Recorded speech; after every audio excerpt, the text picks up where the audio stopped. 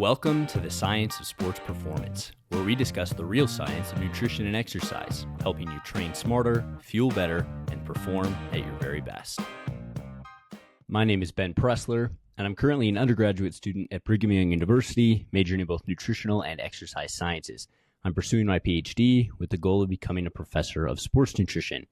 In today's episode, we are going to be talking about hydration, water, and electrolytes. I'm very excited about this episode because, well, it's something that I'm very passionate about. It's something that I consider in a big way studying and understanding as a matter of my PhD thesis that I will do one day. I also just believe that it really embodies this show, the goal of this show very well, the science of sports performance. Hydration is crucial for all sorts of athletes to understand and to practice well to perform at the very best of their abilities. If you're dehydrated, you don't perform well. And so today's episode, I'm just very excited, very passionate about it. This is actually my second attempt at recording this episode. I apologize for the delay. There was some software malfunction on the software that I used to record this episode. So I've recorded it once before and lost the file. So hopefully that was just a dress rehearsal that will allow today's episode to go as smoothly as possible and hopefully refine some of the talking points that I hope to talk about. Expect to learn about the important times when it's important for us to stay hydrated. Expect to learn about some of the systems that our body has to maintain our homeostasis of water and electrolytes to keep everything functioning the way it's supposed to. Expect to learn about some of the hydration drinks and electrolyte beverages that are on the market, the ones that might be better or worse, as well as expect to learn about whether or not there are certain drinks that might be dehydrating for you to consume that you should avoid, especially or around times of high physical performance or activity. Now let's go ahead and start off with just water. Now I'm sure everybody here has heard some sort of a comment about how much of your body is composed of water. You know, maybe you've heard that your body is 60% water. Maybe you've heard that your body is 75% water, 3/4. You might have heard all sorts of different numbers, and frankly, well, I hope it's not difficult for you to understand that it really depends. There's no one number for everybody. Now, the numbers that I can best give you are about 50 to 70% of the human body is going to be composed of water, but really what that's going to depend on is your amount of lean muscle tissue as well as your amount of fat tissue. Of course, fat is oil. Oil and water don't mix, so fat tissue is going to be composed of a very small percentage of water. There is some water because fat tissue on the human body actually has some lean tissue, some cells, and some small amount of protein structure that holds the fat together. You know, if you've ever handled raw meat, for example, the fat that is often on whatever the meat is has some sort of structure to it. It's not like the fat on a piece of meat is like butter or oil. It has a little bit of structure. You have to cut through it and things. That's because of that lean tissue. So there is some amount of water, but very little, especially compared to a tissue like muscle. Now, because of that, the more muscle and the less body fat that you have, the higher percentage of your body mass is going to be composed of water. If someone like a bodybuilder, really, really big muscles, very, very low body fat, they are probably going to be in that 70% body water. Somebody who is overweight, especially somebody who doesn't have very much muscle, and somebody who does have a lot of body fat, is probably going to be a lot lower in that percentage, probably closer to that 50% body water.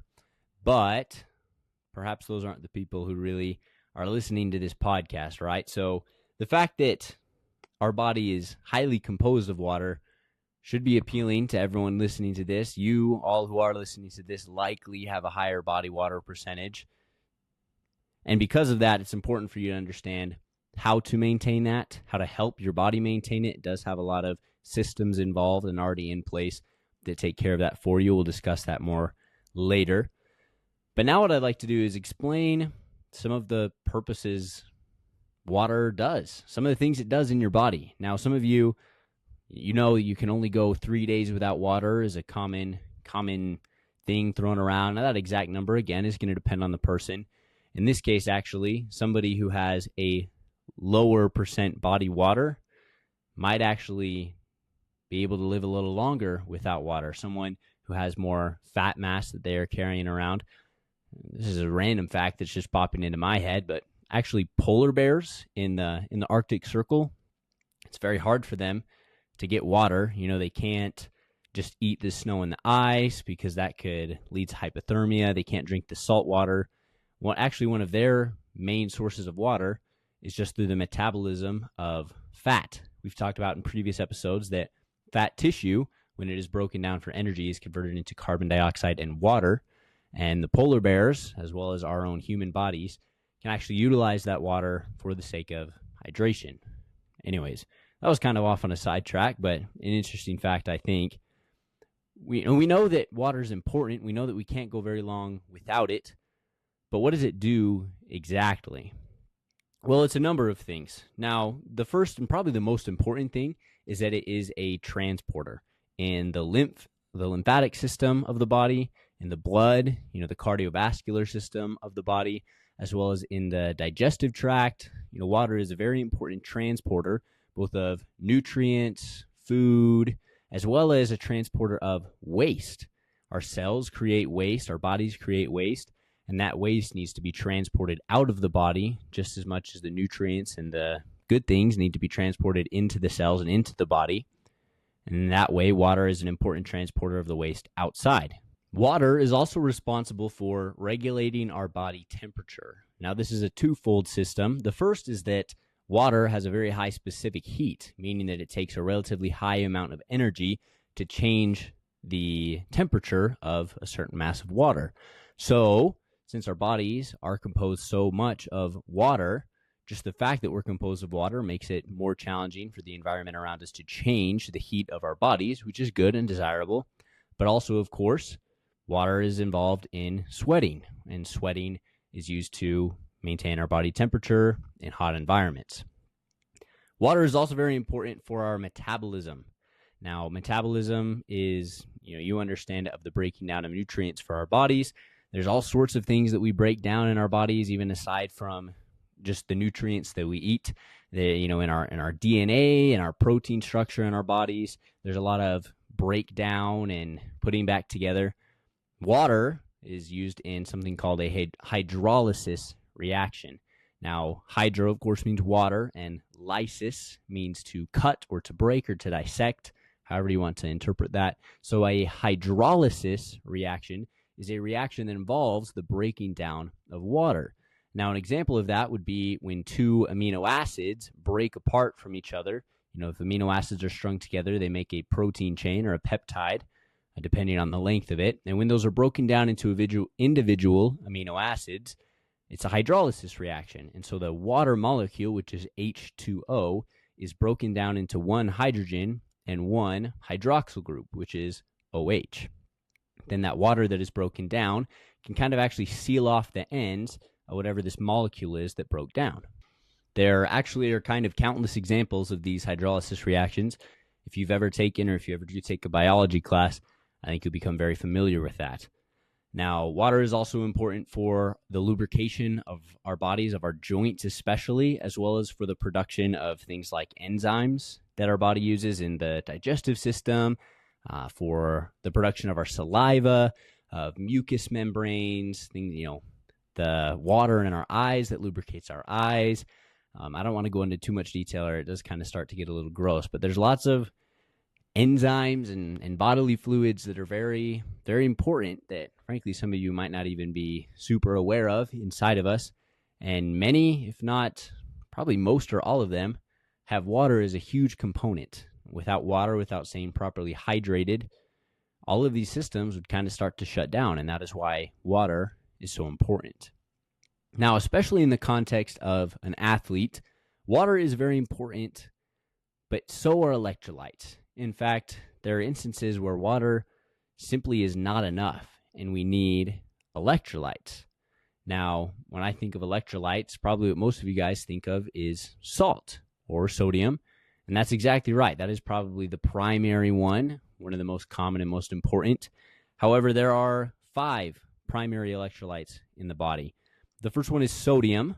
The second one is potassium. The third is magnesium. The fourth is chloride. And the fifth is calcium. Now, electrolytes get their name from the fact that they are responsible for electrical impulses and flow through our body. Now, you may know or you may not know that our brain communicates to our muscles through electricity. Now, we don't have wires inside of our bodies like you'd see in a computer or some sort of electric motor or anything like that, but we have nerves, which are full of electrolytes, which have positive or negative charges on them, depending on the electrolyte, just like a battery has a positive and a negative charge on it. And because of that, when the action potential of a muscle reaches a certain threshold, that action potential is able to fire and the muscle starts to contract. These electrolytes are very, very important for muscle contractions, which should be desirable for athletes, human performers, to run and to jump and to push and to throw. All requires our skeletal muscles. However, our heart also is incredibly important to everybody, to athletes as well. Sometimes it gets a little overlooked depending on what your sport is, something like cross country or swimming. I'm sure that you're not overlooking your heart. You understand the importance of your heart and your heart rate. But these electrolytes are also important for the electrical impulses and the muscle contractions of your heart, your two ventricles and your two atria. The heart's a muscle, and if those electrolyte balances are not what they're supposed to be, then you can get into some serious trouble with heart arrhythmias, leading to cardiac arrest in some terrible cases. But hopefully for most of us, just when we're dehydrating, we don't have the electrolytes that we should have. We just have muscle cramps and fatigue and things like that. Hopefully no heart arrhythmias, but it is definitely possible. Now, going back to the water as well as to the electrolytes of the body, there's different components, different compartments is what I should say, different compartments in the body where that water and where those electrolytes like to hang out, where they're stored, where they belong. Now, for water, there's two primary compartments, and that is intra and extracellular. Intra is a prefix that's used to mean the inside, and extra is a prefix that is used to mean the outside. So inside the cell and outside the cell, intracellular and extracellular. Now, an intracellular water ought to make sense. It's just water that is stored within the cell membrane of a cell, right? It needs to have a certain water balance. The water is used for structure and rigidity and, again, transport and things like that within the cell. And that is the major compartment of our body water. In fact, again, these numbers might not be exact depending on the person, but on average, about 2/3 of the water in the human body is intracellular water, water that is stored within the cell. Now, the next compartment is extracellular, just that is anything, any water outside of a cell membrane. Now, within that extracellular compartment, there's actually two kind of subcompartments of that extracellular water. Now, the first one is going to be the blood plasma. Now, the blood is composed of hemoglobin, red blood cells, white blood cells. They're involved in the immune system. The majority of the blood, though, is plasma, which is basically water and proteins like albumin. But think of it as water. So about 20%, believe it or not, of the extracellular water in our bodies, so that is 20% of the 1/3 that is extracellular, is stored in our blood. Now, I used to think, and perhaps many of you think as well, that blood is probably one of the greatest sources of body water. However, that's not the case. Only about 20% of that 1/3 of extracellular water is within the blood plasma, and that actually comes out to be about 1/15 of body water is in the blood plasma. In fact, most adults only have about 1.5 gallons, or about 6 quarts, 6 liters of blood in the human body. That's not as much as I used to think that it was, and that's actually why it's possible to bleed to death very, very quickly. If you've lost a quart or a liter of blood, you've lost a substantial amount of all of the blood that you have in your body, and that's why it can be so dangerous.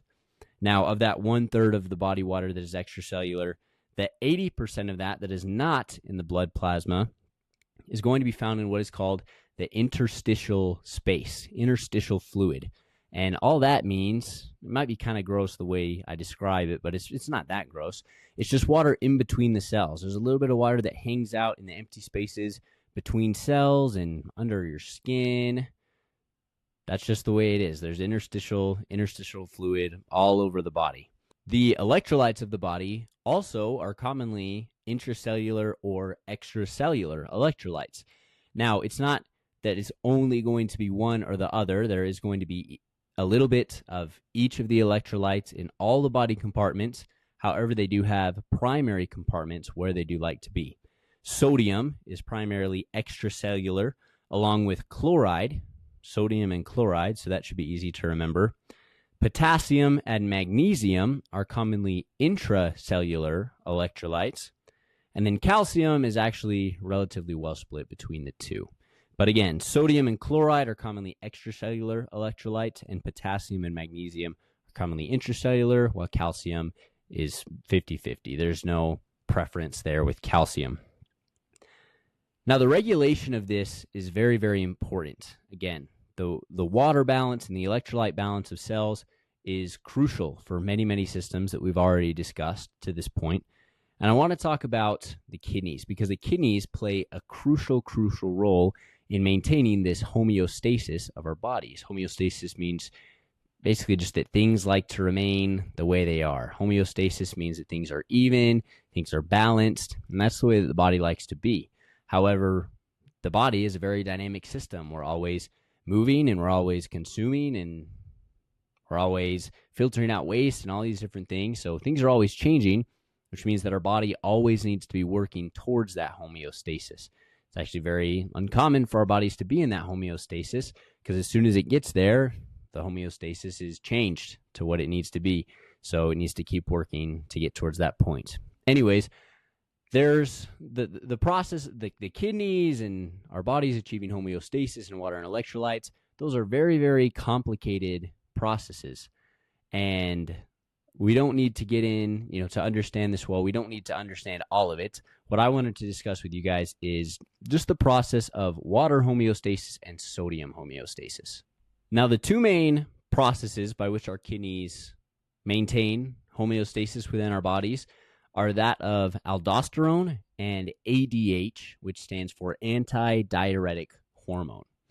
Let's talk about ADH first. Antidiuretic hormone, if you're familiar, diuretic or diuresis is the process by which our body eliminates water. If you want to purchase or take a diuretic, the diuretic will cause you to pee a lot of your body water. Now, your kidneys are in a constant state of diuresis. They're always filtering out water from your blood, and they're constantly creating urine. They're in a constant mode of diuresis. And so actually what happens in our bodies is that we put out antidiuretic hormone. And when antidiuretic hormone is released into the body, the kidneys slow down. They stop, of course, because it's antidiuretic hormone. Well, they stop their natural process of diuresis. But when antidiuretic hormone is not present, the kidneys are in a natural state of diuresis, eliminating the amount of water. So, for example, if you are very, very well hydrated and you consume a big glass of water, you might have much more water than your body really even needs. And so your kidneys are going to start filtering that out. There's going to be a very, very low amount of antidiuretic hormone, so your kidneys are going to take that water and excrete it. However, if you're very dehydrated, your antidiuretic hormone is going to go up, and you are going to not filter out and not excrete very much water at all. One of the common mechanisms by which antidiuretic hormone is released is actually the blood pressure. Now, if you're familiar with blood pressure, you know that a normal value is about 120/80. If you're not, let me explain it. Now, the blood pressure has two components. Of course, the top number is called your systolic blood pressure, and the bottom is called your diastolic blood pressure. That has to do with the pressure that is exerted on the arteries of the body as the heart contracts and when it is at rest. Now, your systolic number is higher because that is the pressure on the arteries when the heart contracts. The diastolic blood pressure is lower because that is the pressure on the arteries when the heart is at rest. So it's common for the systolic blood pressure to be about 1.5 times the diastolic blood pressure. Again, healthy being 120/80. Now, I actually used to had a misconception in my brain that the blood pressure was like the viscosity of the blood. And that's not the case at all. The viscosity of the blood is a completely separate measure. It really is just the amount of pressure on the arteries. Now, how I want you to think about this is like a water balloon, right? If you have a water balloon and there's not very much water in it, then it's going to be kind of limp. You can stretch it, move it around quite a bit. However, if you fill it up with more and more and more water, you increase the volume, then you increase the pressure. The outside of the balloon is going to be very much more stiff. It's not very malleable, or else it could pop. There's more pressure, right? So when we're dehydrated, there's less water in that balloon, right? The balloon being our arteries and our human body. So if there's less water, we're dehydrated, the pressure is going to go down. And our kidneys are going to realize that the blood pressure is low, and because of that is going to put out anti-diuretic hormone. Anti-diuretic hormone can also lead to the constriction of blood vessels to maintain and regulate our blood pressure. So when your blood vessels constrict, a water balloon doesn't have that ability, but your blood vessels do. If you only have a certain amount of water in your blood vessels, they can actually constrict to regulate and keep your blood pressure where it needs to be. Now, the other mechanism is that of aldosterone. Now, aldosterone is responsible for the excretion of sodium. And because of that, for most people, you should be able to consume a fair amount of sodium, even if it's more than the sodium that you need, and your blood pressure should remain relatively stable. Now, I'm sure you've heard that sodium is bad for you because it increases your blood pressure, and this is true in an acute sense, because if we consume a lot of sodium, then the amount of water that is in our bodies is actually going to be, our bodies aren't going to necessarily recognize that they need to excrete it, because it's going to be, the electrolyte content of that water is going to be higher than if we just consumed plain water. And so there's more volume inside of the blood vessels, so the pressure goes up. So it's true, in an acute sense, sodium does increase our blood pressure. However, eventually, and especially when the blood pressure is high, our kidneys are going to understand that they need to excrete sodium to maintain our blood pressure to a good level for our body. And aldosterone is going to signal to our kidneys to excrete that salt. So in general, if you overconsume sodium, you should be okay. Now, that is not medical advice. I hope you don't take it as such. If you have high blood pressure and you've consulted with your doctor and your doctor recommends the DASH diet, the dietary approach to stop hypertension, then you should follow that diet. A big part of that is lowering sodium. Now, in fact, lowering your sodium does often reduce your blood pressure, but that doesn't mean that if you have a healthy blood pressure, that consuming more sodium is bad for you. And I want to express that I just want you to understand that. I really, really do, because if you're an athlete, you need sodium. You're losing a lot of sodium through sweat and through exercise, especially if you're an endurance athlete, if you're running a lot, a soccer player, a swimmer. Someone like a baseball player might not lose quite as much, water and sodium through their sweat, because they play their game rather intermittently. However, especially if you're in a hot climate, you're losing salt.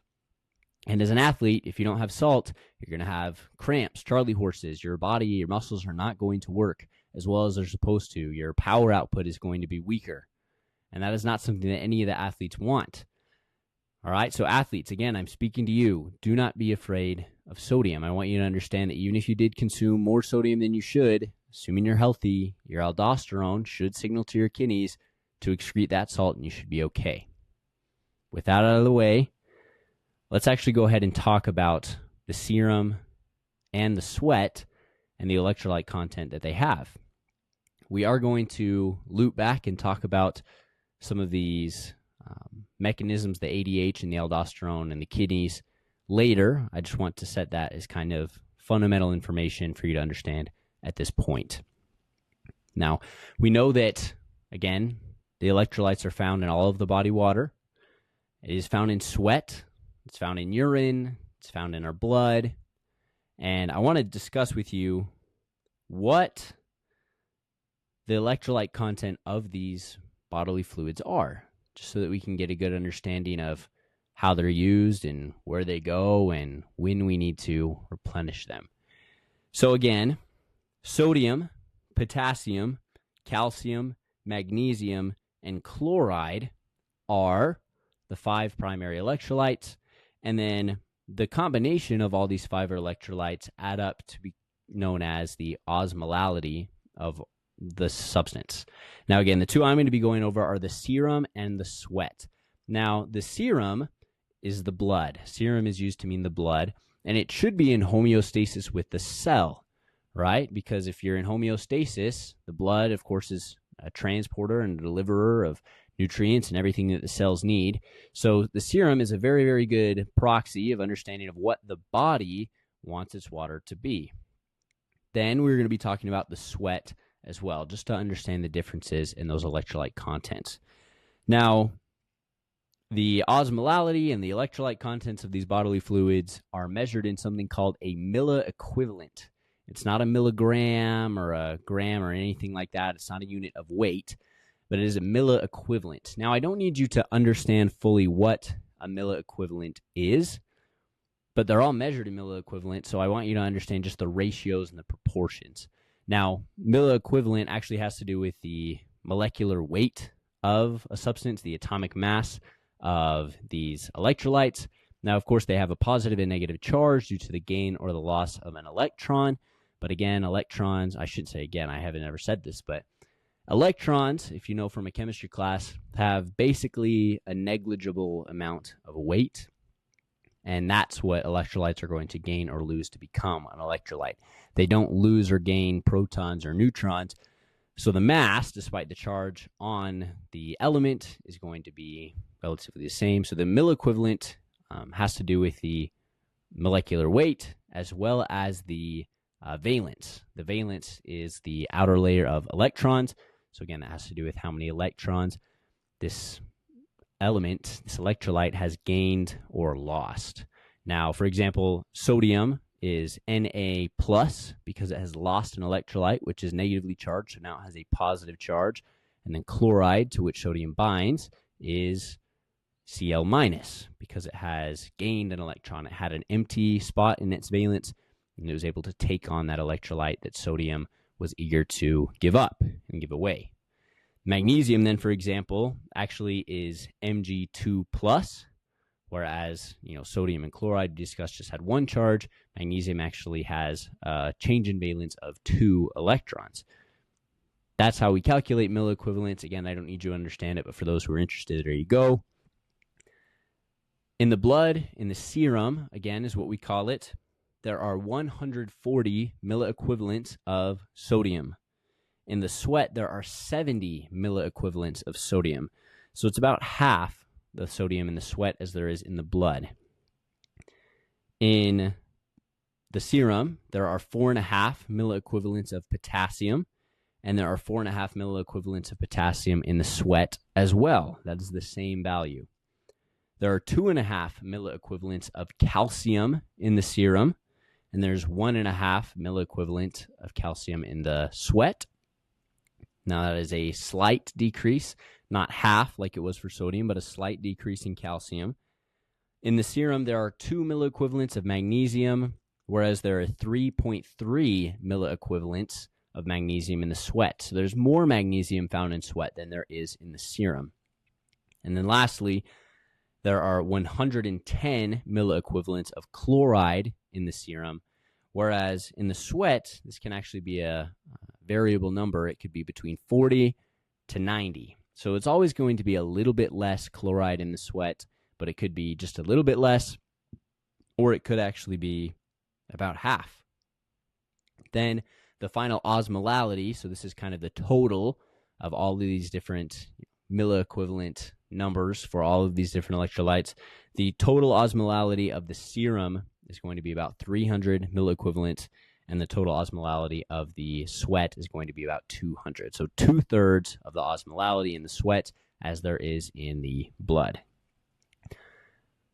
Those, admittedly, might be harder to remember if you haven't written them down, if they're not in front of you. So depending on where you're listening, I don't expect that people take notes as they listen to my podcasts, but try and understand that the total osmolality of the sweat is about 2/3 out of the blood. And then really remember that sodium number. There's about half the sodium in sweat as there is in blood. Now, understanding that milliequivalents are a little bit confusing. Again, I don't need you to really understand them, but I want you to get kind of a picture of the different components of these water and electrolyte sources. But again, understanding that that's a little bit confusing, I wanted to talk about something called normal saline. If you work in a hospital or really any sort of medical setting, this is something you're well familiar with. Or if you've been to the hospital recently, I'll give you a little challenge. If you're listening to this episode now and you know that you might be going to the hospital for any sort of procedure or to visit maybe a loved one, if you're listening to this, look for something called normal saline. It is the most common thing in a hospital, aside from probably rubber gloves. It is super, super common in IV flushes and IV bags. All it is salt water.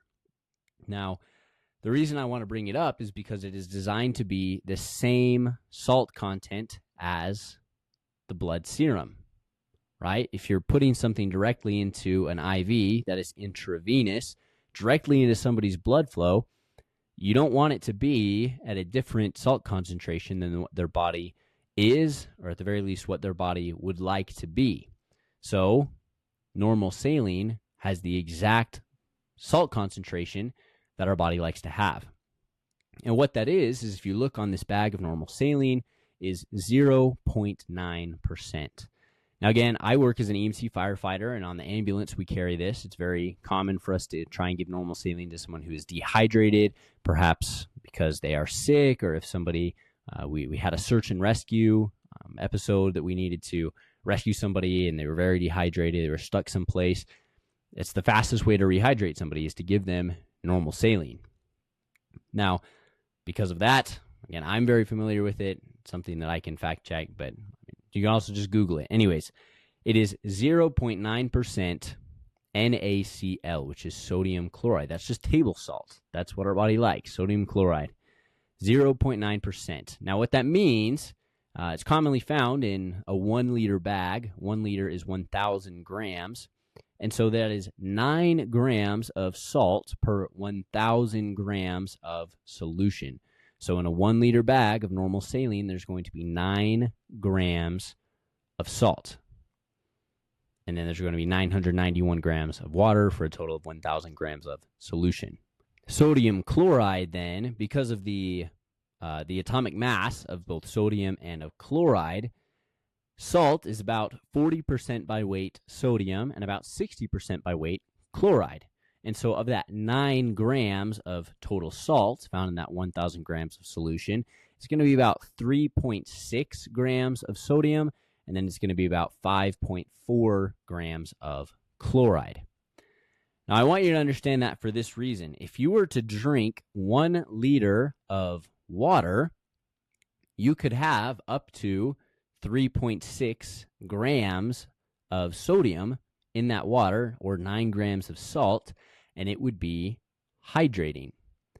Now, that could depend. Again, if your body's already at a homeostatic level, it might decide to discard any of those things. But if you have healthy kidneys, that system should work very well. But understand that 0.9, 9 grams per 1,000 grams of solution. I bring that up for this reason. We know that salt is hydrating. We know that sodium is good for you. It's found in Gatorade and Powerade and all these electrolyte beverages. But then we've also all heard, I'm sure, that you shouldn't drink ocean water. You can't drink the salt water of the ocean because ocean water is salt water, and the salt dehydrates you. We've learned that salt dehydrates you. Why is that then? How come we want to drink salts to be hydrated in one sense, but also in the other sense, salt dehydrates us when it's in the water? And the reason for that is the percent of salt. One last time. This is the last time I'm going to say it. because I'm sure you're sick of it, but 0.9% is the salt concentration of normal saline. That's what our body's like. However, the salt content of ocean water is 3.4% salt. That's almost 4 times the amount of salt in a liter of ocean water as what our body likes to have. That is 34 grams of salt per kilogram of solution. So that is way, way, way more salt than our body wants. And the reason then that is dehydrating to us is because when that high amount of salt enters our blood, well, there's too much salt in there, and so it's actually going to pull water out of the cells through osmosis. Hopefully I don't have to describe osmosis to you, but I'll touch on it in some small ways. Osmosis, I think, is something that most of us have learned in middle school or at the very least a high school level biology class. Osmosis is just the transfer of water across the membrane, and it likes homeostasis. Again, homeostasis just means everything is the same, everything is balanced. So if there's a higher salt concentration in the blood than there is in the cell, then to achieve homeostasis, the water is going to go out of the cells, dehydrating our cells, and pull that water into the blood to level out the amount of salt that is in the blood. Hopefully, your aldosterone would be able to kick out some of that sodium and some of that salt in the water. In the ocean water, if you did drink it, right? Nobody should drink ocean water, but hopefully that aldosterone system would work. But overall, it would not be hydrating, and that is why, for whatever situation, survival or whatever, you should not drink ocean water because it is too salty. Going back one more time to the amount of salt that we could consume in water, for 1 liter of water, that would be about 3,600 milligrams of sodium. We say milligrams, by the way, in science, just because if I say 3.6 grams, it could actually mean 3.65, 3.69, it could mean 3.55. There could be a large variance in that 3.6. Whereas if I say 3,600 milligrams, then, it could be 3,600.1 milligrams, but that's just to be a little more precise in our numbers. I used to wonder that all the time. Why don't we just say 3.6 grams? You can, and maybe I will, but just if anyone's listening to this and wondering, we say 3,600 milligrams just to make it clear that we're being very exact in the values that we are giving. Now, 1 liter of water is about a quart. It's approximately equal to a quart, assuming that many of my listeners are in the United States. I think they are. And 1 quart of water is 32 fluid ounces. 16 fluid ounces, or about a pint, is commonly, like a water bottle, or if you buy a drink mix or an electrolyte packet, commonly tells you to mix it into 16 fluid ounces of water, meaning that within that 16 fluid ounces of water that you consumed, you could have up to 1,800 milligrams of sodium. That is actually a very, very high amount. It's actually rather challenging to achieve that level. In a 16 fluid ounce bottle of water, or half a liter, you would actually have to add, I believe, 3/4 teaspoons of salt into that water to achieve that level of sodium. That's quite a lot. So for athletes, again, if you're consuming these electrolyte drinks, if you're consuming them with 16 ounces of water, it's actually rather challenging to get to that point where there's too much sodium in that water to the point where it dehydrates you. And then you could actually go up to that threshold and get the most out of your hydration. It's actually, well, before I get into that, let me explain tonicity. Tonicity has to do tonic. Hyper, hypo, or isotonic tonicity has to do with the water content of a cell. Now, so imagine that I have a human cell, and then I put it into a jar or a beaker. It would be a very, very small beaker, but let's assume that that's what I did. And we know that the cell likes to be at 0.9% of salt. So the cell is that. We're going to say the cell is where it likes to be. And then we put it into an isotonic solution. Iso means the same. So the tonicity of the water around the cell is the exact same of the tonicity of the water in the cell. Now, because of that, no osmosis is going to take place. Everything is exactly as it likes to be. It's in homeostasis. That is good. However, if I put that cell in a hypotonic solution, hypo means that there's not enough. It means low. And so a hypotonic solution means that there is not as much salt and electrolytes in that solution as there is in the cell. Therefore, water is going to want to go into the cell until the water content relative to the salt content of that cell has become equal with the solution around it. And that is going to lead to the swelling of the cell, and it could actually swell so much that just like a water balloon, it pops, the cell bursts. This can cause cell death, which is very bad. If then lastly I put it into a hypertonic solution, that means there is more salt in the solution outside of the cell than there is in the cell, and so water is going to want to leave the cell. That is exactly what I was talking about with the ocean water. Ocean water is hypertonic. Now, water would want to leave that cell until there's so little water within that cell that it is equal to the salt content of the solution outside of the cell. That causes the cell to shrink and shrivel and dry up just like a raisin. And that is pretty bad. Now, when we drink still water, that still water is hypotonic. Now, we usually consume much sodium in the food that we eat. We use salt as a seasoning. It's in processed foods especially, and fast food. It's in all sorts of food. Like all sorts of food is salted. Even desserts and bread, things that you wouldn't think have salt in them. The salt plays an important component in their flavor. There's salt in everything. And usually if you have salt on like a French fry or something, that is going to be relatively hypertonic. There's going to be a lot of salt with a very low amount of water in that food. There is water in food, by the way, in fruits and vegetables especially, but as well as in meat. We already discussed that, lean muscled tissue contains a high amount of water.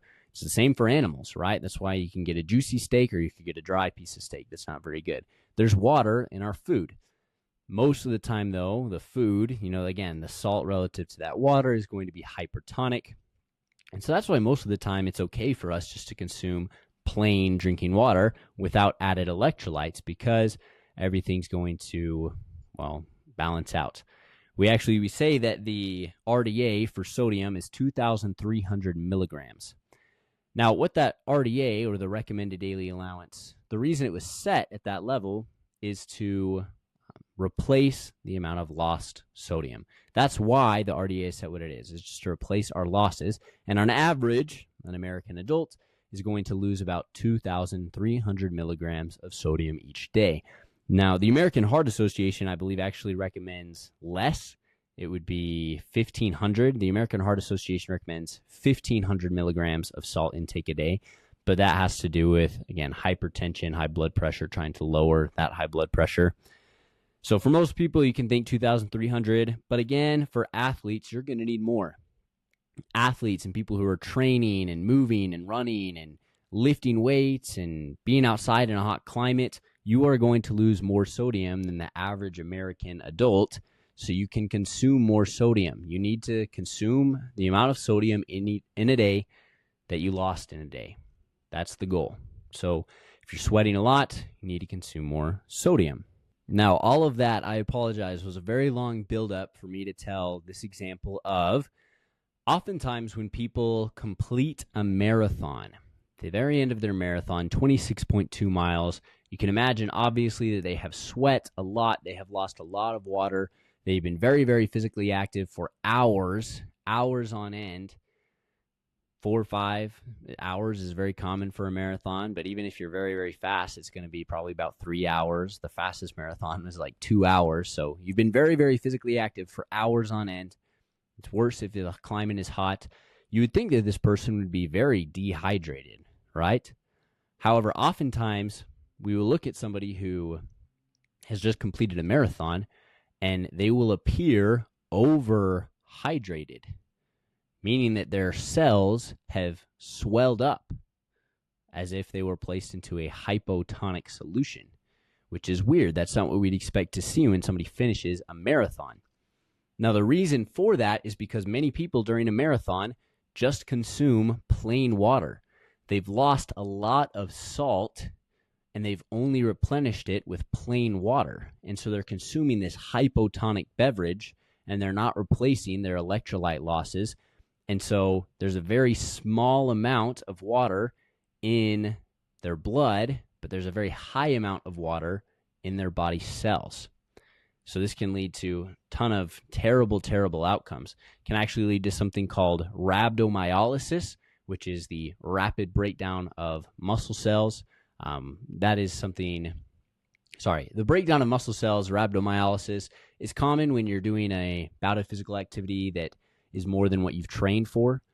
It's a very, very bad thing. And really what it is when the amount of, waste products from these damaged muscle cells become too much for your kidneys to handle. So it's not that being dehydrated leads your muscle cells to die, though again, it could if they burst and died. But what that's going to mean is if you have a low blood volume, then it's going to more easily overcome your kidneys, the amount of waste products in your body, and that could lead to sickness. Again, it can also lead to, if you're not replenishing these electrolytes, heart arrhythmias. It's very, very common for people to have heart attacks after a marathon, even though presumably they're very healthy. It's probably not because there's an occlusion of an artery to the heart, but it's because they have some electrolyte-dependent heart arrhythmia. Very, very bad things can happen in this regard. Now, with that in mind, let's talk about hydration. We've talked all about, up to this point, why we get dehydrated, how we get dehydrated, all about dehydration. Let's talk about hydration, okay? There's about two times that I would say are the very most important for you to focus on hydration through electrolytes, right? All day long when you're thirsty, you should drink plain water. Trust your body. If you live in a very hot climate, if you know you're going to be very active, try and be proactive about that. However, if you're relatively sedentary or if you live in a relatively cold climate, it's probably less important for you to need to pre-hydrate. But anyways, the most important time for you to be hydrated, well, really is when you're losing a lot of water. And those main two times are going to be in the morning after you've woken up from presumably 8 hours of sleep, as well as in conjunction with activity. Now, when we're doing physical activity, we're losing water and we're losing electrolytes through sweat. Really, the primary mechanism by which we are losing water and electrolytes is temperature regulation through sweat. There is going to be a little bit of hydrolysis reactions, the metabolism of breaking down glycogen and carbohydrates and fats to provide our energy for the physical activity. However, you can just think of it that the primary mechanism by which we lose water by activity is sweat. During the nighttime, in the morning when you wake up, all the 8 hours that you've been asleep, you're losing water just through the condensation, the water that you exhale in your breath. Hopefully, I should say, you are breathing through your nose as you sleep. That is better for you to do. It stimulates your vagus nerve, which helps you calm down, as well as it hydrates and warms up the air that you breathe. But for that reason, it does also hydrate the air that you exhale, which is, again, good, but you lose water. You do also, your kidneys slow down a little bit, and so they don't create as much urine, and that's intentional. Your body wants to downregulate that during sleep so you don't have to wake up to urinate in the middle of the night. Otherwise, that can negatively impact your sleep. But I'd say probably one of the main ways that you are losing body water as you sleep is through, again, the production of things like mucus, enzymes, saliva, all these things that your body need, digestive enzymes, hormones. Again, all of these are water-based, as well as hydrolysis reactions that are using water. Now, you might be thinking, do hydrolysis reactions really use that much water? Well, the molar mass of water is 18 grams, and then the molar mass of a sugar, I don't even know, it's probably 100 grams. And so that means that every time you process 100 grams, which is 400 calories of carbs, well, then you're losing 18 grams of water, assuming that those are things like sucrose, sugar. If they're just a disaccharide, one hydrolysis reaction is going to occur to separate that into, glucose and presumably way more, right? DNA and proteins. There's lots and lots going on. So you could lose a substantial amount of water to these hydrolysis reactions. My recommendations for the way that we should rehydrate, both in the morning after we wake up, as well as in conjunction with activity, is this. In conjunction with activity, I want you to focus more so on your sodium. We know, again, from those milliequivalent levels that I read to you back a long time ago, there is a much higher percentage of salt lost through the sweat than there is potassium.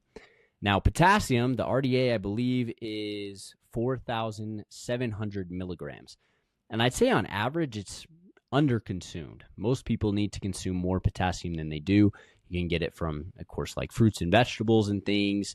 It also can be found in certain meats, but most people, especially if they're consuming processed foods, the standard American diet is low in potassium. So it is an electrolyte. It is very important for the body. It is very important for the rhythm of the heartbeat. It's a very, very important nutrient. However, it's not necessarily one that we're losing high amounts of through sweat and through physical activity. So though it is important, I want you to focus more so on your sodium. Now, potassium is never bad to consume, right? It's great. You've heard probably since elementary school, eat your bananas for potassium. Potassium's good. It prevents cramps. That's true. That is very, very good. However, when you're being active, focus more so on your sodium. In the morning, I love to focus on potassium too. You do need salt. You always need salt, but I like to consume more sodium and potassium in the morning. I like to say salt sometimes to mean sodium, but we know that that's not true. Salt is sodium chloride, so there's sodium and chloride, and that's my fault. I apologize. Going off of that then, I wanted to talk about the sources of electrolytes. Many of you, especially if you're athletes, are familiar with Gatorade and Powerade and all these different electrolyte beverages. Which ones are best for which different circumstances that you're in? When you need to hydrate, what should you do? So I went through something like 10 different common electrolyte drinks that are on the market. And I went over their sodium, their potassium, their magnesium, their chloride, as well as their carbohydrate content. And I wanted to talk about each of them to give you an idea for what is the best option for you and when. Now, for each of these, I've went ahead and equated them to 16 fluid ounces of the drink. Now, many of these drinks are sold in a 20-ounce container or a 12-ounce container. The reason I wanted to equate it to a 16 fluid ounce serving is because, again, many of these are sold in powder packets that you're told to dissolve into water. And when that is the case, you are often told to dissolve them into 16 fluid ounces of water. And so for all these, maybe you get a bottle of Gatorade that's bigger than 16 ounces. The values are going to be different. I have done the math to make all of these drinks be in accordance with 16 fluid ounces of the beverage. And so starting off, we're going to start with the classic, Gatorade. Gatorade was the first electrolyte drink. It was formulated by the Florida Gators for their football team because in Florida it's so hot that they were not performing well because they were losing so much water and sodium, potassium, these electrolytes in their sweat.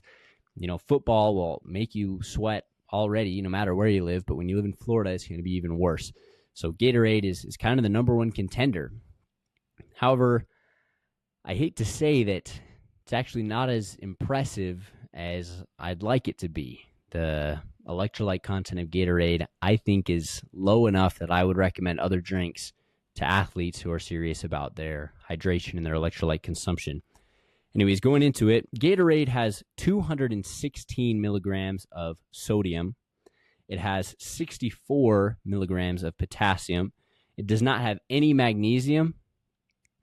And then for the chloride, for all my values for chloride, most of these companies are not going to tell you what it is. However, the chloride is going to come from the sodium chloride and the potassium chloride. So usually you can assume that it's going to be about 1.5 times the amount of sodium and potassium that you have added together, about 1.5 times that value for your chloride. That's very standard, and I'm not worried about the amount of chloride in a drink. More so worried about the sodium and the potassium. And then anyways, in 16 fluid ounces of Gatorade, there are going to be 29 grams of carbohydrate. Of course, Gatorade does make a zero sugar option if that's something that you are interested in. Depending on who you are, what your goals are, what your sport is, you may or may not want to consume Gatorade that has carbohydrates in it. The 29 grams of carbohydrates in a serving of Gatorade is great. I think that's a great value, especially for someone who is being continually active. My mind always goes to a soccer player. Soccer players are constantly running around the field chasing the ball as they play. And so when they get a break, they need to be consuming water and sodium and potassium and magnesium and chloride and sugar. Now, perhaps if you're just trying to hydrate to go on a run for your weight loss, or if you're going to the gym, maybe you don't want that sugar, and that's okay. There's zero sugar options, but I just want to highlight that in normal Gatorade, there's going to be 29 grams of sugar. Take that as you will. Maybe that's a good thing. Maybe that's a bad thing. One last time, just because I've dwelled on this Gatorade line for so long, 216 milligrams of sodium, 64 milligrams of potassium. And honestly, that's not really what I'd like to see. What I'd recommend over Gatorade is Powerade. Powerade actually advertises that they have 50% more electrolytes than the leading competitor, which is, of course, Gatorade. 16 fluid ounces of Powerade is going to have 320 milligrams of sodium compared to the 216 that Gatorade has. That's pretty good. And then it also has 106 milligrams of potassium, whereas Gatorade only had 64. It does not give you a value for how much magnesium that it has. However, it says less than 2% of the daily value, which is going to be 8 milligrams. 2% of the daily value is 8 milligrams and has less than 8 milligrams. So that's kind of a meaningless amount. Then, it's not a significant amount of magnesium, but that's just what it says. And then is going to have 28 grams of carbohydrate in that Powerade. Again, zero sugar options are available. It's versus 29 grams of carbohydrate in the Gatorade, so basically the same, but a little less. So overall, I would say Powerade is a better contender than Gatorade is. Moving on to Liquid IV. Liquid IV is pretty big in the market nowadays. I remember when it was up and coming. They're doing very, very well now, and I think they make a great product. So for that reason, I'm very glad that they're doing so well. Liquid IV, again, it comes in a powder stick that you dissolve into 16 fluid ounces of water. And in that powder stick, there are going to be 520 milligrams of sodium, 370 milligrams of potassium. Now, again, that's I think that's more than double the sodium of a Gatorade of the same volume. And it is 6 times the amount of potassium, which is awesome. Now, the ratio of sodium to potassium is a lot higher than perhaps what you're losing in sweat, and that's okay. It's never bad to consume potassium, but just so we know, there is a lot of potassium relative to the sodium. It's not a bad thing. It's just an observation. They do not have magnesium in Liquid IV. Maybe some people will not like that. Maybe some people don't care. Frankly, I don't really care. I think magnesium is better to get as a part of your diet from foods, or some people take it as a supplement for sleep and things like that, and I think that's a great recommendation. Again, no comment on the chloride in Liquid IV because it just comes from the sodium and the potassium salts. But then in one stick of Liquid IV, there are going to be 13 grams of carbohydrates.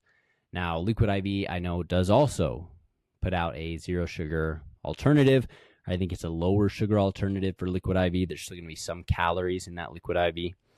And that I don't really mind. There's actually some evidence to suggest that when you have a small amount of glucose along with your water and your electrolytes, it better hydrates you than if you didn't, as well as they are trying to hopefully replenish some of the carbohydrates that athletes are losing as they burn energy during their sport. 13 grams, about, again, probably half of Gatorade and Powerade to this point. You can get it in a zero sugar alternative if you'd like. The next one I want to talk about is Element. Now, Element is, again, a very big name in the hydration game now. And Element has specifically designed their hydration formula to be replicative of sweat. Element has a very, very high sodium content. It has 1,000 milligrams or 1 gram of salt in that 16 fluid ounces of water serving that you're supposed to do. Now, again, we've talked about already that you could have up to 1,800 milligrams of sodium and it would still be hydrating.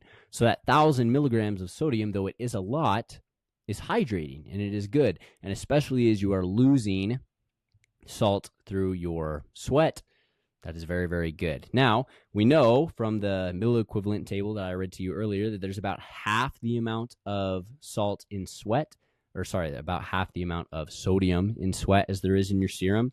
And so perhaps maybe that value should be about 900 milligrams to adequately replace 1-for-1 the salt, and they're at 1,000. So maybe it's a little higher, but I don't think that that's bad by any means.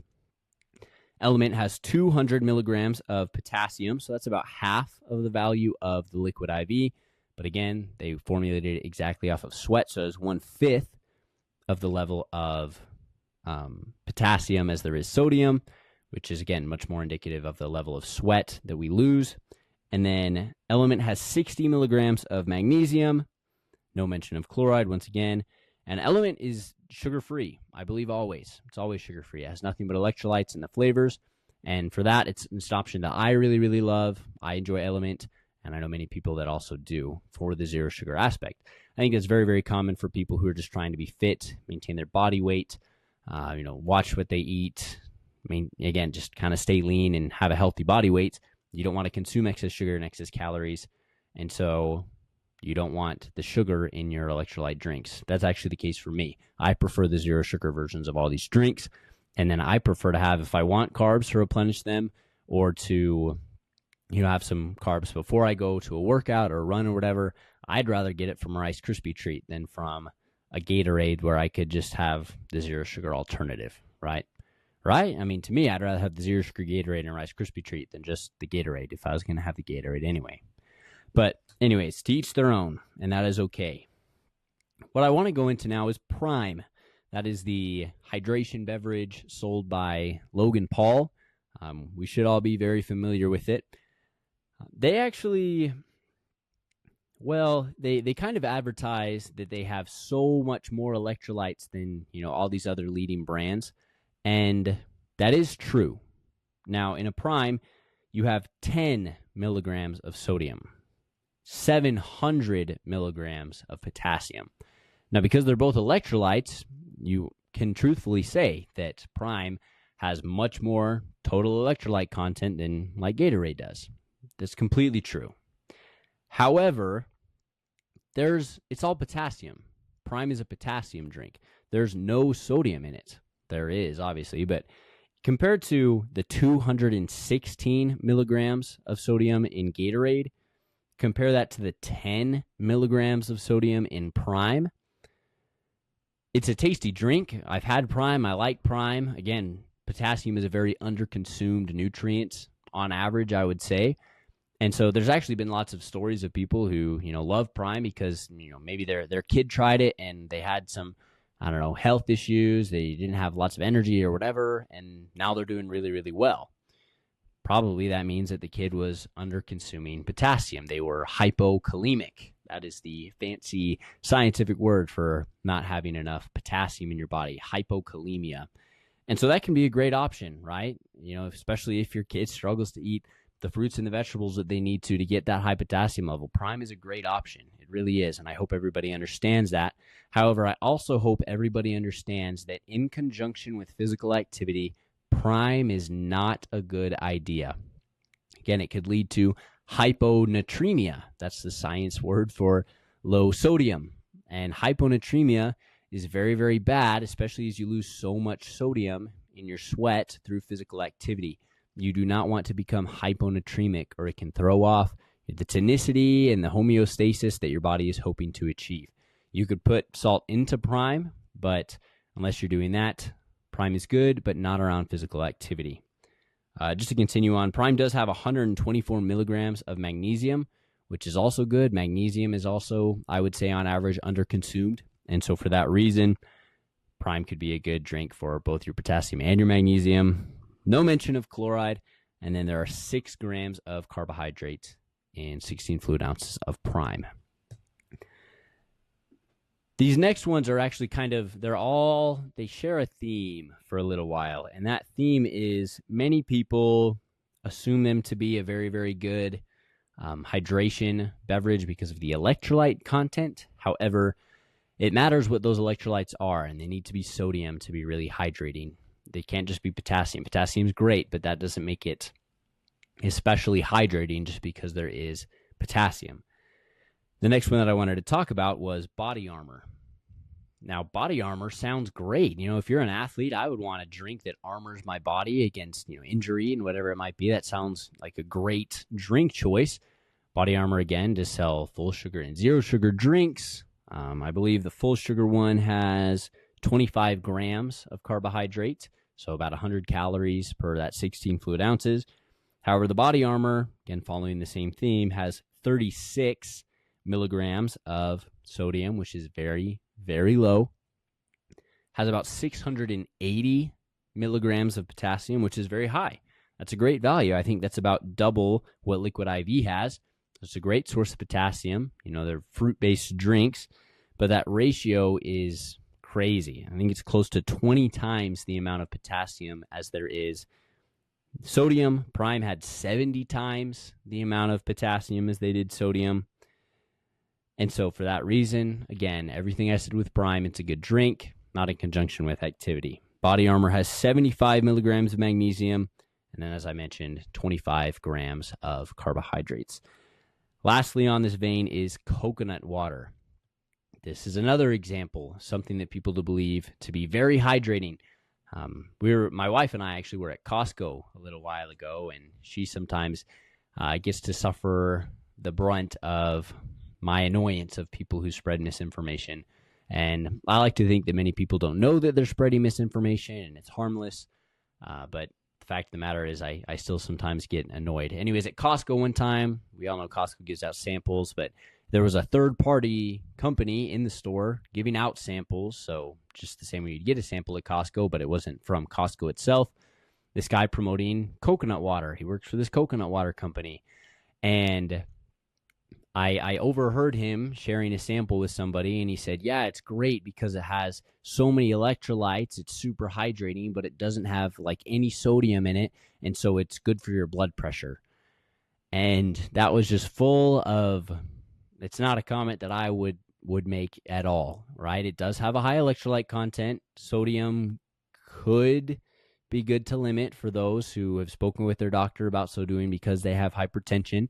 However, it's not specifically hydrating if it doesn't have the sodium. Sodium. If you're an athlete, you need sodium. Even if you're not an athlete, you need sodium. That's what makes it more hydrating, is the sodium. So that kind of bothered me, but anyways, I just get to rant about that to her in the car, and we'll be okay there. And to you guys here today, I can rant to you guys about it, so thank you. But coconut water, and I think it's going to differ depending on the company exactly, but an average like Vita Coco water is going to have 72 milligrams of sodium. Again, very low. But then 930 milligrams of potassium. So this is even more than Prime, which is super, super high in potassium. Coconut water is very, very high in potassium. That's awesome. We love potassium. Potassium is great, and it's good to consume. And from coconut water, it's a very natural source, which I know is very appealing to many people. But if you hope to use it as a hydration drink, especially in conjunction with exercise, you ought to add salt into it. Otherwise, it's just not doing for you what you think it's doing for you. Coconut water then has 35 milligrams of magnesium and 22 grams of carbohydrate. That being said, I do not know if coconut water has zero sugar alternatives. It may or it may not. I don't know. Now I want to talk about Pedialyte. Pedialyte is kind of top of the game. It's just Pedialyte is a drink that was formulated, I believe, for children. So that's pedi, as in pediatrics. It's formulated for children who, I believe, are stomach sick or have diarrhea. They're sick. They're not consuming very many, fluids or food, and so they need to rehydrate for the sake of their health. It's a sweet, sugary beverage that is high in electrolytes to help hydrate a sick child. It is, I believe, available in zero sugar alternatives. I think they started doing that because many athletes started to use it, because it's very high in electrolytes, which is desirable for us. However, if you were to use it for your sick child, you should get the full sugar version so that they can have some of that carbohydrate and energy that they are going to need to fight off the sicknesses that they have. Anyways, Pedialyte, again in 16 fluid ounces, has 490 milligrams of sodium, 370 milligrams of potassium, no magnesium, or at least no mention of magnesium. However, it does mention the chloride content. It is 585 milligrams of chloride, which is actually less than I would expect it to have, but I'm not so worried about the chloride number, but it does make mention of it, so I feel like I should make mention of it here. And then 12 grams of carbohydrate. Now, lastly, of these products that are available on the market, I wanted to make mention of the company Buoy, B-U-O-Y, Buoy Hydration Drops.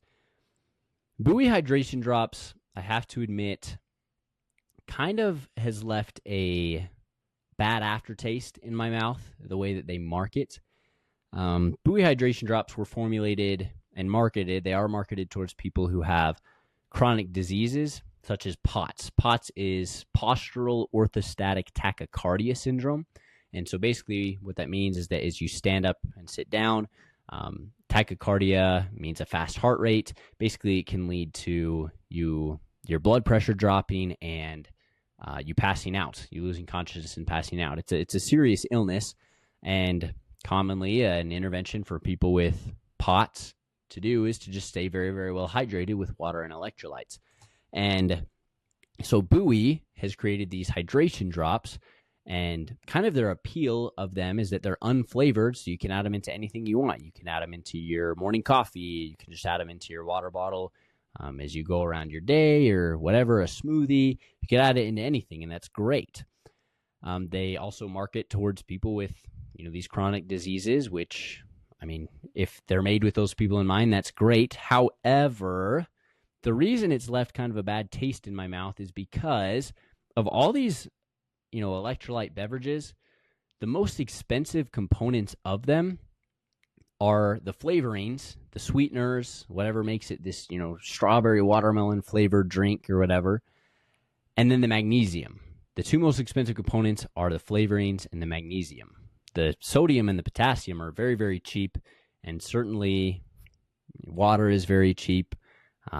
If you're not selling them in a bottle, like a Gatorade or a Powerade, very cheap. It should be very, very cheap.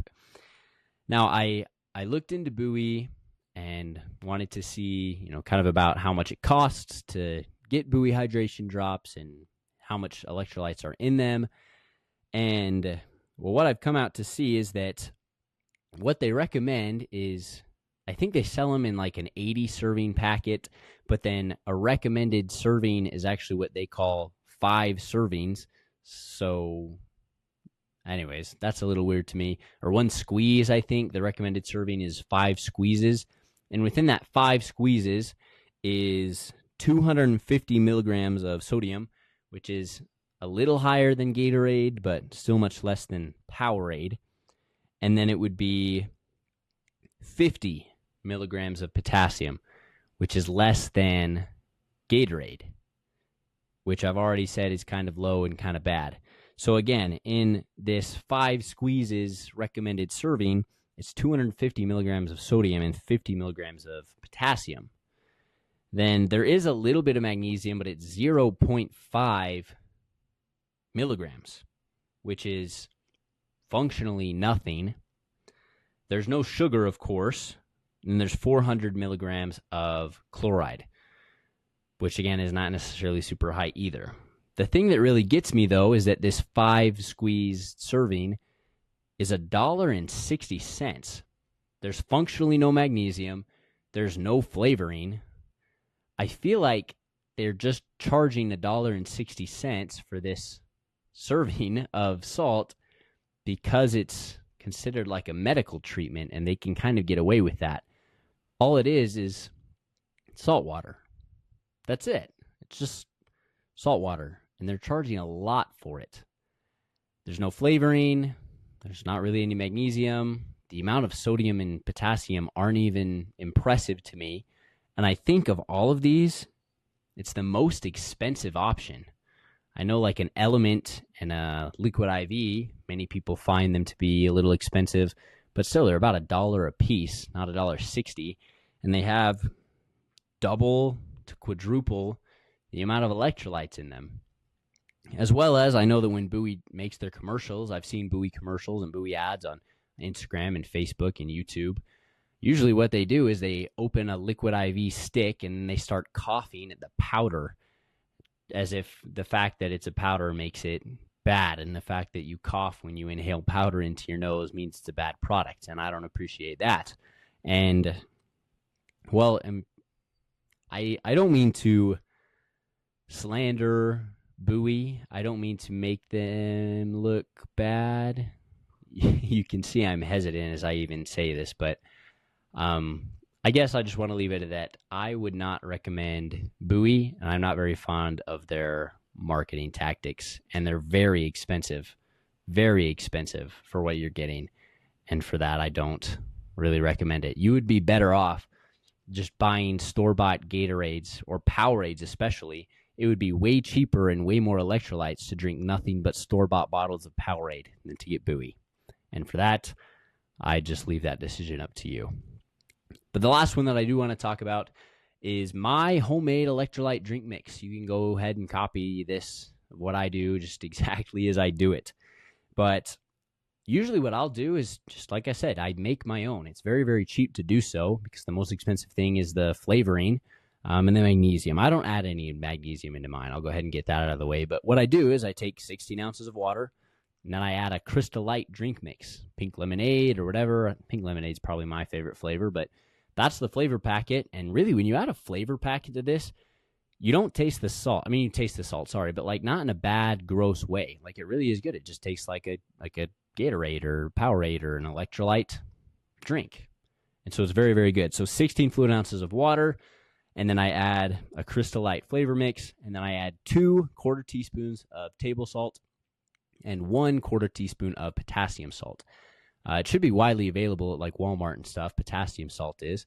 It's found in a little, shaker bottle, and it's called No Salt. It's marketed as a salt alternative for people who have high blood pressure, but all it is potassium salt, which is awesome. As well as if you get iodized salt, which I recommend that you do because iodized salt was literally invented to help stave off chronic disease like goiter, the hypothyroidism. When you don't have enough iodine, your thyroid becomes unhealthy and it can swell and things like that.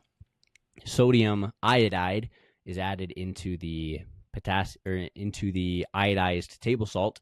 So on top of this, I'm also getting, I think, half of my daily recommendation for my iodine intake, which is awesome. Iodine is usually found in like seafood and stuff, which many people don't eat. So if you get some iodized table salt and then some no salt and a Crystal Light, I think it cost me 30 cents maybe to make one of these electrolyte drinks at home. And then it has 1,180 milligrams of sodium. That is first place of all the ones I've showed so far. Sometimes, if you want to water it down a little bit more, that can be great, but it still would be probably in the 900 to 1,000 milligrams of sodium. And then it has 690 milligrams of potassium, which is basically the same amount of potassium as it is in a Prime. And Prime is great just because of the potassium. Well, here you go. You don't have to spend the money on a Prime. You can just get Crystal Light and potassium salt, and there you go. Way cheaper. You can make it whatever flavor you want. Very, very fast to make, and it's great. Again, I've said there's no magnesium. I don't know how much chloride's in it, except that I know it's probably 1.5 times the amount of sodium and potassium, and then there's no carbohydrates. If you wanted carbohydrates, you could add in, you could buy dextrose powder. You could just add table sugar. I don't really know if they make full sugar drink mixes. I think most drink mixes are 0 sugar nowadays, but you could buy a Kool-Aid, I guess, and put it in there if you wanted some sugar. And so in that regard, it actually seems to be the best option to just home make it. I should say, I did not say, but I am not affiliated with any companies at all. No companies. And so the reviews that I am giving to all of these, whether they be good or bad, are reflective of just my personal opinion. I'm not getting paid or anything to give any opinions out to you guys. So these are my honest recommendations of all of these different products to you. And like I said, I do usually just make my own electrolyte drink. However, my 2 favorites are Liquid IV and Element. I'm always going to choose a Powerade over a Gatorade because you should be able to find both of them wherever you can find the other. However, my favorite are Liquid IV and Element. And usually what I would do is I would pre-hydrate before exercise with an Element, or rehydrate after exercise, again with an Element. And then in the mornings or just throughout the day when I wish to hydrate with some electrolytes, I would use a liquid IV because it's a little higher in potassium, which is something that I enjoy. Again, things like Prime and Body Armor and coconut water can be great. However, they should not be consumed in conjunction with exercise, or else you could become hyponatremic, which is not good and can lead to all sorts of, medical issues, heart arrhythmias in very, very extreme senses.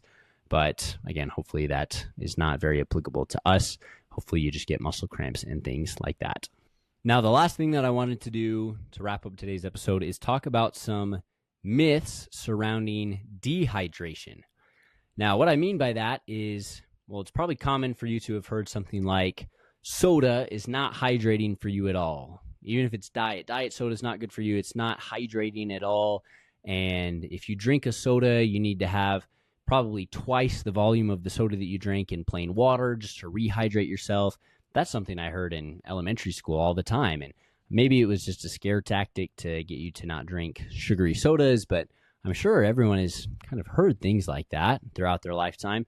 This dehydrates you, nothing's as good as water, and all those different sorts of things. And in short, that's not true. Diet soda, for example, is, I believe, literally it's 99.9% water. The carbonation does not affect your hydration status. The artificial sweeteners are not going to affect your hydration status. The caffeine might, which is something that we'll get into, but really you're drinking a good amount of water. So is diet soda more hydrating than nothing? Yeah, it is. It definitely is. Maybe it's not more hydrating than water is, but it is certainly more hydrating than nothing. You don't need to rehydrate yourself from having had a soda, even a full sugar soda, right? A full sugar soda is going to be a lower percentage of water than the diet soda was because there's I think 40 grams of sugar within that soda. However, still, there's a high amount of water in it. It's going to be more hydrating than nothing. You've also probably heard this about the caffeine in coffee. Again, we've talked about caffeine is marketed actually in certain medications. I believe in Midol, the period medication, it is marketed as a diuretic. The reason it does that is because, caffeine is an anti-fatigue, and the same way we should talk about caffeine in a future episode, but the same way it reduces the fatigue of your brain, it reduces the fatigue of your heart and your kidneys, right? It's a stimulant. And so it stimulates your kidneys to process blood faster and let out more water. And because of that, it can increase the amount that you have to pee, and it can be a diuretic. Anyways, what I wanted to do to kind of, formally discuss this topic is I have this trial. Is actually, I believe it's been recreated in different laboratories, which is great. But this, I believe, is the very first study to try and create a beverage hydration index. The title is A Randomized Trial to Assess the Potential of Different Beverages to Affect Hydration Status, Development of a Beverage Hydration Index. This study was done, it was in conjunction with 3 different universities in the United Kingdom. This came out in 2016. And basically what happened is they were trying to compare how much water you urinate after consuming a certain beverage. Now, for the sake of this article, they cite some examples about how if frequent breaks for urination or if long distances between times that you're able to rehydrate which could be the case in a sport or whatever, it would be beneficial to not drink a drink that would make you pee more. It is more hydrating for you to pee less after having consumed a beverage. So what they did is they had all of the participants of this study, they controlled it in various ways. Like before the trials of each day, they were asked to record their diet, their fluid intake, and their exercise, and replicate those circumstances to the best of their ability for each trial. And then what they did is each participant consumed still water, which is just water with no added electrolytes or anything, just think tap water, bottled water. They consumed 1 liter of water, and then for the next 4 hours, they examined this person's urine output. And then each participant repeated the trial with 3 other beverages. Now, these 3 other beverages were as follows: still water, sparkling water, cola, or just soda, diet soda, a sports drink, meaning like Gatorade, an oral rehydration solution, which would be something like Pedialyte, orange juice, lager or beer, coffee, tea, cold tea, full-fat milk, and skimmed milk. So I believe that's 12 drinks total, all compared with still water. So again, each participant consumed still water, measured their urine output, and then they each consumed 3 of the other drinks, randomized in different orders, to assess how much you urinate relative to your water intake off of these 3 other drinks.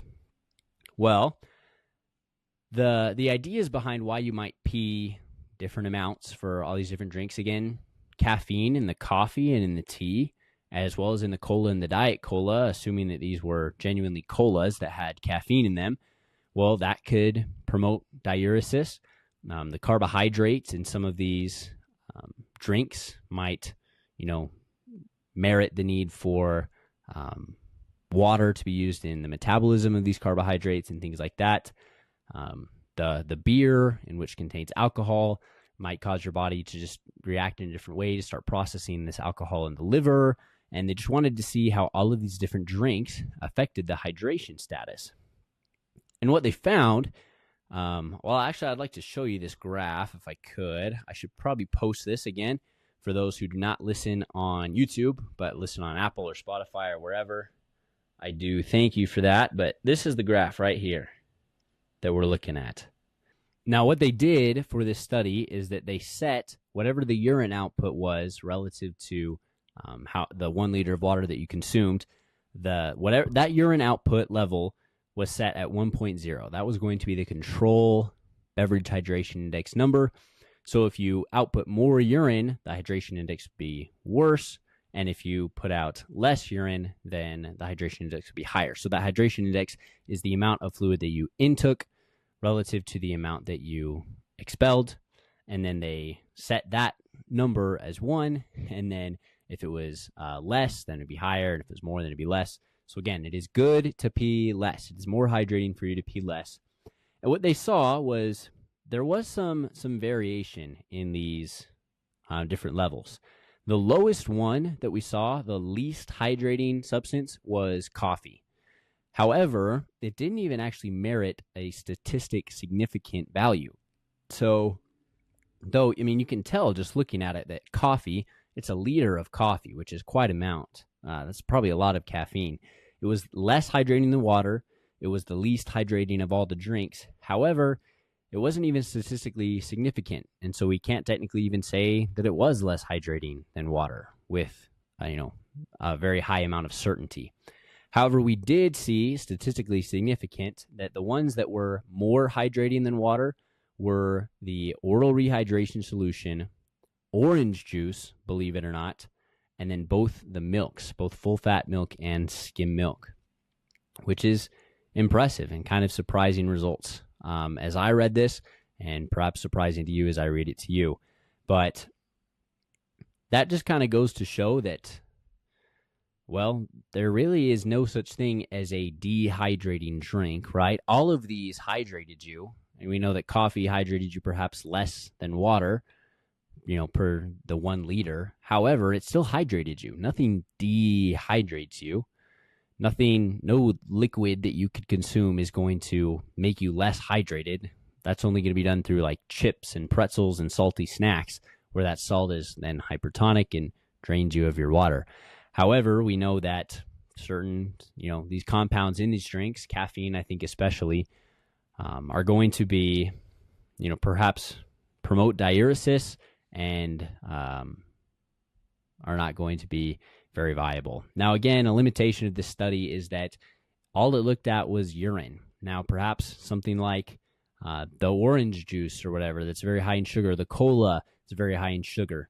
We know that maybe that allocates a certain amount of that water in that drink to the processing of the sugars and the things in that drink.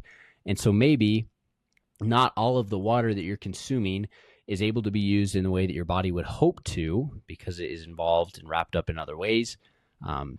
We wouldn't really know that because all it measured was the urine output. However, in ending, I want to discuss, you would call this a case report from my line of work as an EMT. Just kind of an extreme example. Now, it'd be totally unethical and not allowed to do a study that examined super extreme dehydration protocols, because you just couldn't put people through that ethically. However, in a medical sense, and in my line of work as an emergency medical technician, well, sometimes we get to see things that, well, it wouldn't be ethical to put someone through, but it just is the way that it happened. And so my story comes from a summer camp. It was my very first job as an EMT. Before I worked for the fire department and things, I was working as a medical staff at a summer camp. And at this summer camp, well, we know, like we said, it's very, very hot. Kids are being relatively active, walking around and playing games. And so it's a difficult environment to stay hydrated in already. You know, you need to be very, very on top of your water consumption. It would be beneficial to consume electrolyte drinks because you're in a hot environment where you're being active. It's hard to stay hydrated already. So though in the circumstances of this study that I just, explained to you guys, maybe you not see those discrepancies in the hydration status. However, in a more extreme case, you could. And the story that I'm sharing with you is there was this boy, I believe he was about 14 or 15 years old, and we got called out to him as the medical staff because he was having really, really bad cramps. He was feeling kind of faint, like he might go unconscious. He was not doing really well. He was dehydrated. And when we got there, we started talking with him, what's the matter? What's going on? Have you been drinking very much water? And he answered no. He actually told us that he had not drank any water all week. This was probably 4 days into the camp. He had not had any water. And all week long, he had been drinking nothing but Mountain Dew, which for the case of this study would be equivalent to the cola. He had nothing all week long but full sugar Mountain Dew. Now, a can of Mountain Dew is going to be about 400 grams of water, maybe 375, something like that. And it has about 40 grams of sugar, maybe 45. And because of that, that actually means that 10% of that drink or so is not even water. So you feel like you're ingesting 400 grams of fluid. You're actually only ingesting 360. So you're already down 90% in hydration in that regard. It also has sugar that might allocate water in your body to other tasks than being just free for whatever cells need to use it, as well as it has caffeine, which promotes diuresis, as we've already discussed. Now, for all those different factors, there could be many ways that could dehydrate you, right? And so the fact that he's in an environment where it's already challenging to stay hydrated, drinking a beverage that does not promote hydration, well, he got super, super, super dehydrated. He was having terrible, terrible, terrible cramps, Charlie horses. His legs were locking up. He couldn't hardly walk. And what we did is we got him inside an air-conditioned building. We started giving him electrolyte drinks. Propel is the one that we use. We started giving him Propel and water, and he was really, really thirsty. He was really, really dehydrated, so he was just guzzling down these Propels. I think he drank probably 2.5 quarts of fluids, which is quite a lot. It was 5 pints. Yeah, so more than half a gallon, I think, of fluids. And he started doing better. We got in touch with his parents to let them know the situation. We were handling it, and everything seemed to be going well. He was getting a little better. But then, all of a sudden, he started to go into shock, right? He got very pale. He got very cold. He felt very weak, and he felt very faint.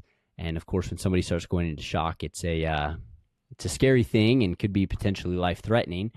But as we monitored him and as we just checked up on how he was doing, what we kind of came to understand is that, well, this is speculation, I admit, but based on my understanding of the physiology of this hydration and the situation that he was in, is that overall his body had such little water in it that perhaps he was at an homeostatic level of electrolytes, but his body still did not have as much water in the cells and things as they would hope to have. So his blood pressure was probably, getting a little low. His blood vessels were constricted probably quite a bit to maintain that blood pressure level. And then what happened is that as he ingested this large bolus of water that his body was not used to, it stayed in his bloodstream for a little while. He started feeling good, and then his body's cells started to absorb all of that water because they were so dry, they were so dehydrated, and then that led to a sudden decrease in his blood volume, equivalent almost to having lost a lot of blood. And so that is why he went into shock. And so it was crazy because I saw, just on very, very different ends of this scale, the way, this extreme dehydration scenario affected somebody's health and health outcomes. That's not something that's going to be written in a scientific paper, but it's something that I, in my experience, can tell you about. And I'm sure that we have lots and lots of examples of this in a medical setting, again, in something called a case report. That's something that we could look into and you could look up, and that is very, very cool. I shouldn't say it's cool. I would never wish that on anybody, but again, I've mentioned to you that these electrolyte imbalances can cause heart arrhythmias. We're never going to cause that in somebody, but we can see someone comes into the emergency room because they're having heart problems, and then when we do their blood work, we see that their electrolyte levels in their blood are totally skewed, and that is why we know that they're going into those issues. With that, I think that's all I have to share with you guys today. I know that today's episode was kind of all over the place. There's a lot to share and there's a lot to understand about this material, hydration and electrolytes and water. If you do have any questions, please leave them in the comment section on YouTube. I do read all of the comments and I try to answer them to the best of my ability. If you are enjoying the things that you're learning in this podcast, please like, share, this episode and this show. You can subscribe to my channel. You can follow the podcast on Apple Podcasts or Spotify Podcasts. You can leave up to a 5-star review on Apple and Spotify as well. I know that many creators are always advocating for you to do these things to their show and to their videos, but it really is the best zero-cost way that you can support this show. You can share this episode or this show with somebody who you think might benefit from it, an athlete, a friend, a family member. As well as if you are interested in working with me directly, that is a for-cost way to support this show, but I do use those funds to support the show, to provide the equipment that I need to make this podcast and to just give as high-quality information about sports performance as I possibly can to you guys.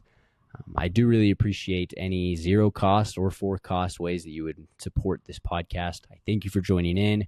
This has been the Science of Sports Performance.